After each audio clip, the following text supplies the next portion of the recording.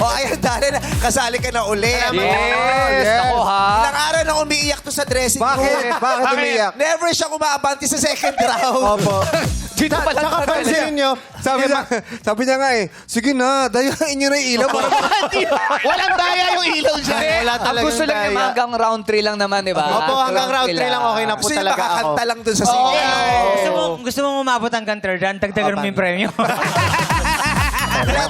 Paano ba malalaman talaga kung saan yung iilaw? Gusto ko lang talagang Hindi mag-second kasi wala round. random eh. Sabi ko nga po kanina, pansinin nyo laging minsan dalawa kami nung madlang player na nakatungtong. So nagpaparaya ako, tapos yun yung umiilaw. O di mamaya huwag ka magparaya. Itulak mo yung madlang pair.